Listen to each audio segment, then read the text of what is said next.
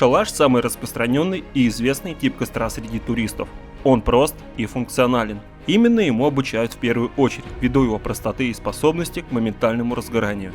Данный тип костра используют для обогрева людей, сушки вещей и чтобы осветить территорию. Благодаря тому, что костер быстро и ярко горит, его применяют для подачи сигналов, чтобы его заметили с пролетающего мимо самолета. Яркие огни видны на большом расстоянии.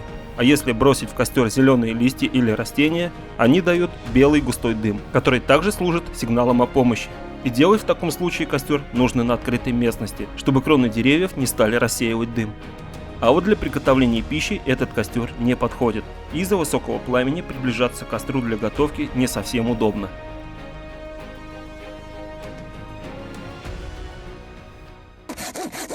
Начинается процесс заготовки дров. Берем только сухие деревья. Очень много поваленных сосен. Но такие дрова быстро сгорают. Выбора нет. Пользуемся тем, что есть. Лучше всего подошла бы древесина твердых пород. Она дольше горит. И об этом я говорил в прошлых видео. Впереди последний месяц лета. Уже нет такой жары. Воздух в лесу стал свежее. Иногда ветром приносит легкие ароматы цветущих трав. Сейчас находиться в лесу – одно удовольствие. Несколько дней шли непрерывные дожди. Древесина еще не успела как следует просохнуть. Упавшие деревья цепляются за ветки, повисая в воздухе. Такая древесина будет суше, чем которая лежит на земле. Берем ее.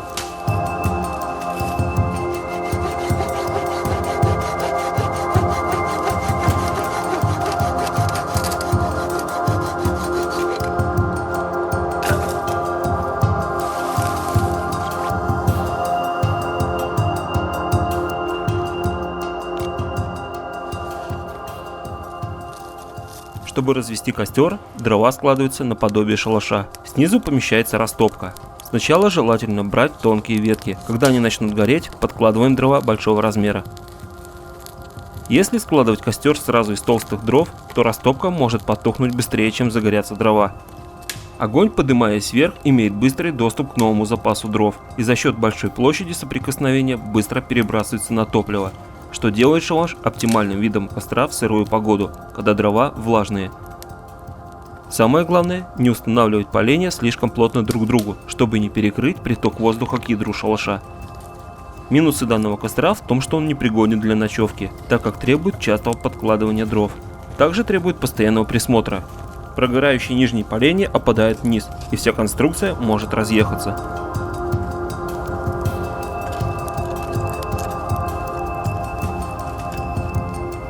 Таким типом костра я пользуюсь очень часто. Многие пытаются готовить в котелке, делая подвесы, но лично для меня это не совсем удобно. И даже если не разводить большой огонь, лучше, я считаю, воспользоваться другим костром. А вот вскипятить чайник вполне пригодно.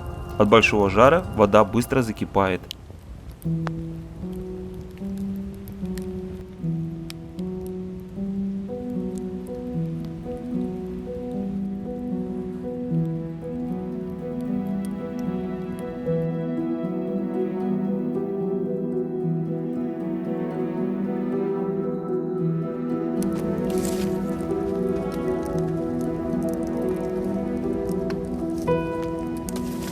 В целом, об этом костре я рассказал все. Время переходить к другому, более интересному типу костра. Костер таежный. Под этим названием понимают разные виды костров, схожих по конструкции. Пушка, тунгусский и очаг охотника. Часто таежный костер путают с надьей, что не совсем верно, однако не является серьезной ошибкой, так как надья просто подвид таежного костра. Таежный вид более прост и универсален, именно поэтому его использовали еще в древние времена. Костер служит для обогрева в зимнее время года. Горит очень долго и дает много углей, а вот летом практически бесполезен. Это по моему мнению. Для изготовления костра нам потребуется поленья большого диаметра. Длина бревна зависит, сколько нам нужно времени для горения. Для примера я беру не слишком толстые и не слишком длинные. Костер уникален тем, что если у вас по какой-то причине не оказалось с собой пилы или топора, можно брать поваленные деревья любой длины. Сегодня мы рассмотрим костер «Пушка». Название он получил от своего внешнего вида, и 3 бревен нам будет достаточно. Сухие сосновые бревна не тяжелые и без особых усилий переносятся волоком к месту стоянки. Я отпилил поленья длиной примерно 90 сантиметров. При таком раскладе костер у меня горел 5 часов, с учетом того, что я не дождался полного сгорания и затушил его. Итак, костер-пушка считается ночлежным в зимнее время года, и чтобы развести его, поперек того места, где вы будете ночевать, кладется толстое дерево. На него кладутся 3 бревна, которые выдвигаются вперед. Те концы, которые лежат на дереве в воздухе, должны прилегать плотно друг к другу, а те, которые на земле, расходиться веером в разные стороны. Делается это для лучшего притока воздуха. Растопка поджигается внизу со стороны, где бревна находятся в воздухе. Лучше всего на толстых бревнах сделать небольшие зарубки, чтобы они быстрее загорелись. Чтобы огонь не погас, поленья пододвигают по мере их сгорания.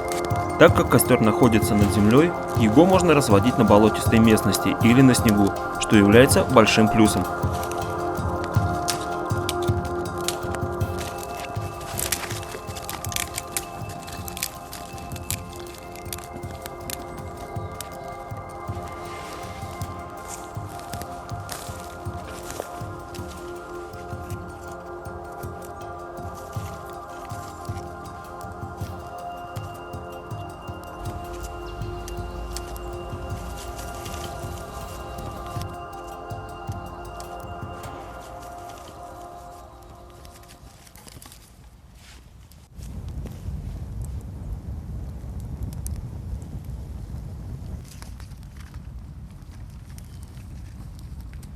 Я очень люблю посидеть у костра с кружкой горячего чая.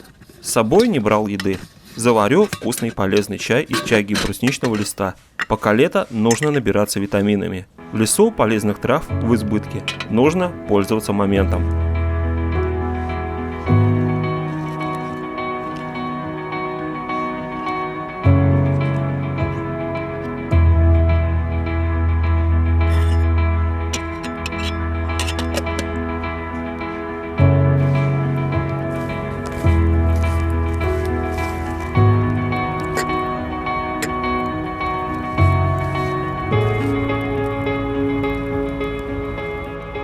Растопка снизу почти прогорела, и костер перешел в рабочее состояние.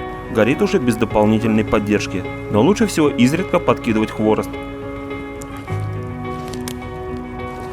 Чайник закипел, можно готовиться к чаепитию, расслабиться и погрузиться в атмосферу уединения сказочно красивого леса. Такие моменты бесценны. Надеюсь, вам понравится это видео. Подписывайтесь на канал, оценивайте и комментируйте. Опыт бесценен. И я им хочу поделиться с вами. А на этом все. Пока, друзья. Всем удачи и до встречи на канале Зеленый Горизонт.